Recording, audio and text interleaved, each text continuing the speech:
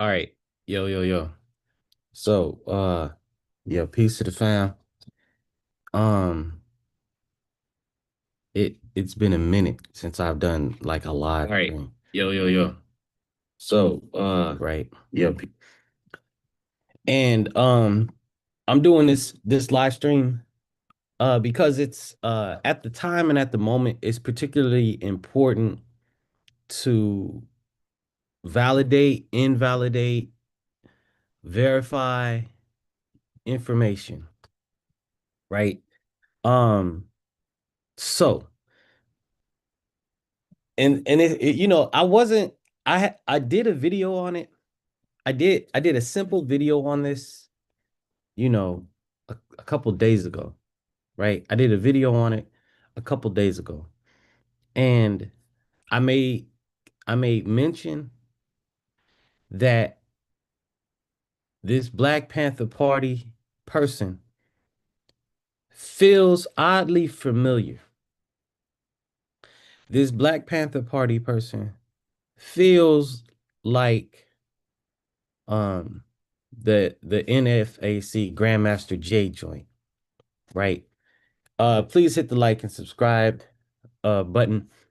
Um I'm definitely gonna start going live more often related to the information that I'm bringing forth in a certain area, especially the comedic information which all Kemites across the planet can benefit from, regardless regardless of your organization. The information that I have that at the moment really nobody is talking about is going to benefit you in your practice of comedic legacy. Now, so the Black Panther Party dude, right? I did a post, saying I suspect this guy. Right. I did a post saying I suspect this guy. This guy's oddly familiar. I've seen this dance before. Right. And so I did that. I put the the similarities to, the Grandmaster J joint together, and I left it alone. Honestly, that was the extent that I was willing to go with the information, because that wasn't really a thing for me. Um, and of course, after I made that post, the his stuff started showing up in my feed. His stuff started showing up in my feed, right? And I watched another video. Let me see if I can find that joint. I'm gonna try to find it and play it. So, but I watched another video, and that video, that video sparked me. It sparked something inside me, because something was said, a name was brought up, a name was brought up that I had to verify, that I had a personal relationship with, right? And I was like, yo, this is crazy. This is personal now, right? Because I personally know this person. I've sat in this person's house. I've talked with this man. I've organized with this man, for years. I was, learning to a degree with this brother. And so this was a long time ago. This was a long time ago. And it was like, yo, I can't just not respond. Man, I'm drawing a blank right now. What's that brother's name? General Songbird. What is that brother's name? But I mean, as soon as he made that statement,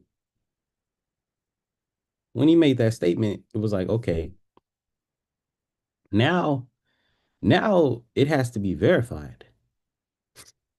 Now it has to things have to be put in place. And he said Aaron Dixon, right? He said Aaron Dixon. Aaron Dixon was is or back in the day He was one of the original members of the Seattle chapter of the Black Panther Party. Anybody who knows me will know I say I'm from Seattle. And in my genesis into this conscious work age, Aaron Dixon was pivotal to forming my identity, right? And so I really wish I could find this brother's statement. I'm like really tripping.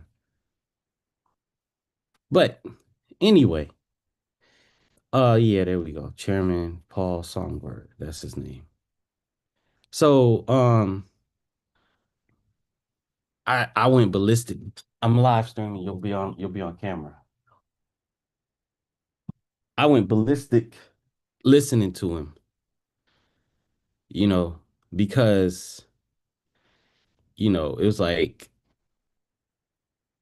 he said my mentor, right? He said my mentor's name. My mentor's name came out his mouth.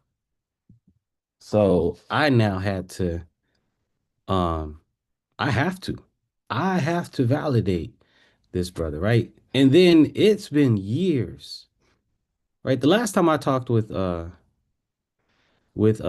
Dixon on the phone was like 2010, 2011.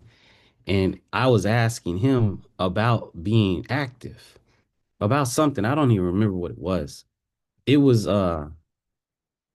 it was something going on, and I was like, yo, should I do something? Should I get up? And he said, nah, just go to school. Just you finish out, you go to school. Right? That was the advice he gave me. That was actually the last conversation I had with him. And I haven't been in touch, right? So I call my peoples in Seattle, right? I call my peoples in Seattle and wanted to get information. I didn't even have Aaron's number any longer. I didn't even have Aaron's number any longer, right? So I called around, right? And and started talking and talked to my homie out there. And then he had the same position that I had in relationship to his position on this whole situation. Like, he just he's gonna watch it. It don't mean much, so on and so forth, right? That was his position, and that just like it was my position. So, but here he goes. Here he goes. Listen. Off the Black Panther Party. Like to invite everyone out to 2123 North Grants, Philadelphia, Pennsylvania, 19121, January 31st at 12 noon, to meet with myself and the reputable, notable Black Panther Party elders, original Black Panthers from the 60s that will be there to sit down with us, talk with us, and learn with us, grow with us, and also to authenticate us and to see who we are, getting tutelage, lessons, guidance, understanding, and truth from, so that you guys know what elders we are actually dealing with, and you guys know what we are actually doing and why we're doing it. I invite everyone who has any questions pertaining to our authenticity or our validity to come on January 31st at 12 p.m. to 2123 Grants. There will be plenty of food, plenty of refreshments. There will be peaceful time. There will be actual notable, reputable Black Panther Party elders there. Original Black Panther Party elders there. We will talk to, ask questions, and get to know. And you'll be able to see them with us and see that there really is something going on there that you should be a part of. Awesome. I want to thank everybody who was diligent and vigilant to protect the Black Panther Party legacy. Commend you guys for your questions. I commend you guys for protecting the legacy. I commend you guys standing up for the legacy. And I'm actually grateful that you are. And I think the best way to protect the legacy going forward, pertaining to us, is to come to the event. Bring whoever else you want to the event. Huey Newton's niece, I'm cordially inviting you to the event. Fred Hampton Jr., I'm cordially inviting you to the event. General Mike Payne, I'm cordially inviting you to the event. Where you will be met peace and revolutionary love. You will see original elder Black Panther Party members. You will be able to ask them anything you want to ask them. right then, right there. So I'm inviting you again, January 31st, 2123, North Grants, Philadelphia, PA, 19121 at 12 noon. All power to the people. All power to the people. I remember. All power to the people. Chairman Paul Burnside, reporting for Active Community Defense Duty. Hey, check this out. I want to know why the rhetoric continues about, oh, the next stop for ICE is Philly. ICE done made. All right. Um, it wasn't that post. I thought it was that post, but in that post, he had mentioned Aaron Dixon is going to be there. Aaron Dixon, Elmer Dixon, that he had been getting his training from. I know Elmer. I know Aaron. Uh, so like I was saying, I was talking to my friend, and he shot me Aaron's number. So I called Aaron's last night, and we caught up a bit. It was it was awkward to a degree because I hadn't spoke to Aaron in almost 20 years. I hadn't spoke to Aaron in almost 20 years, right? And we spoke, and I just had to say, I was like, yo, these Panthers out of Philly, they mentioned your name. Is there legitimacy to that? And he said yes. That deflated a lot. I gotta say that deflated a lot by him saying yes. We had a conversation. He told me he had been training. Like, Aaron, he did his book about his time in the Panthers, about the time he was on the fire station, having it out with the cops, so to speak. And his whole story, which is amazing. It's an amazing story. He's got a book out. You definitely should buy his book. Um, so that that that quelled it a bit. You know what I'm saying? So it's like, okay, he used Aaron's name legitimately. All right. He used Aaron's name legitimately. I called Aaron. We spoke. He saved me in his phone. It was good to hear from me. It was good to hear from him. Blessings and respect, because Aaron Dixon is definitely somebody who's always been about, helping out the people. I mean, even when we were talking, he was telling me about how serious it was, and that he had to go underground for a little bit over a decade, in order to stay safe. You know what I'm saying?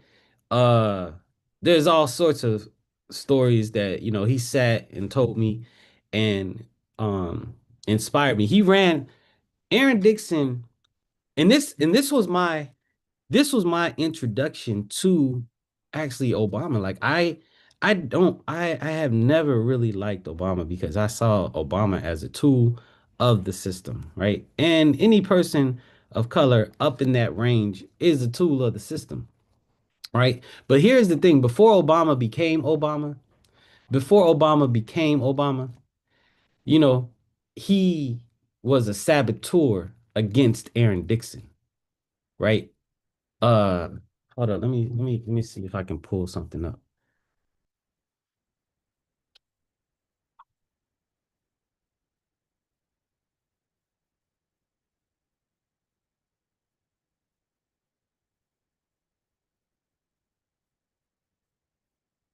All right. So I'm gonna share my screen here. Hold up. I'm gonna share my screen, right?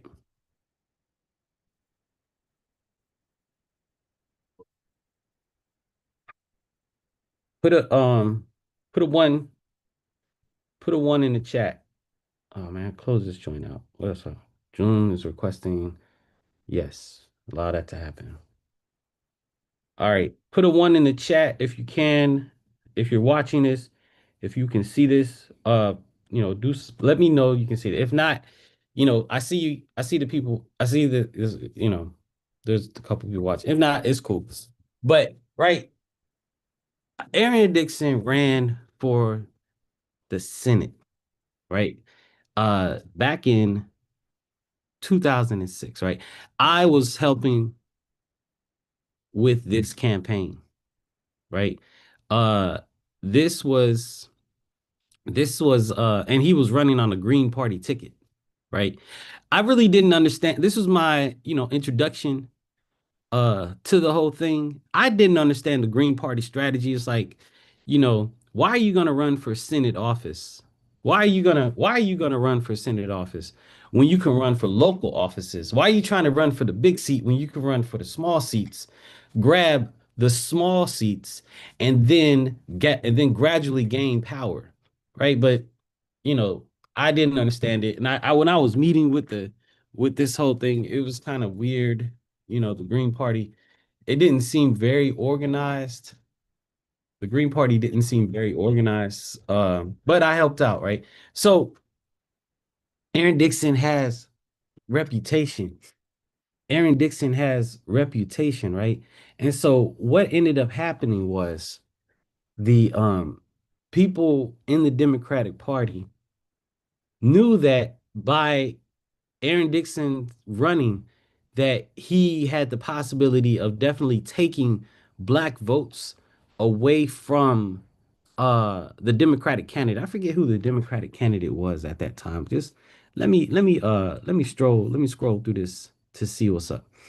Hold up. He was could do for McGavick, Libertarian. See, this was a lot of stuff. And this was I remember this this was when I first started. Politics was like funny style, right? Because there was a debate. I remember there was a debate that was supposed to happen, and you couldn't get into the debate if you didn't have like $1 million or something like that. Like that's how they limited. That's how they limited your ability to enter into the political arena. Like, and I remember we went down and we were protesting, and we were saying, "Let Aaron Dixon debate. Let Aaron Dixon debate." Um, and that it didn't happen. They didn't let it go. But what they did was they brought Barack Obama out to Seattle to run it to endorse the Democratic candidate, right? And that's when and this was before Obama was president. This was before Obama was president. This was when he was doing something out in Chicago. Let me see if I can bring that up.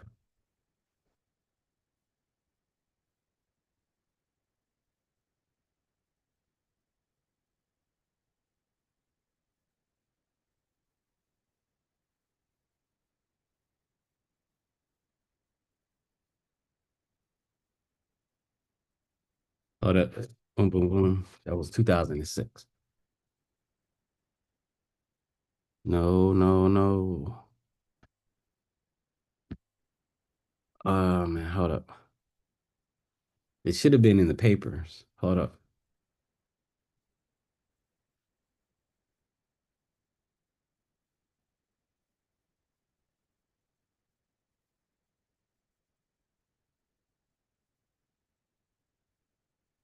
Maria Cantwell, right?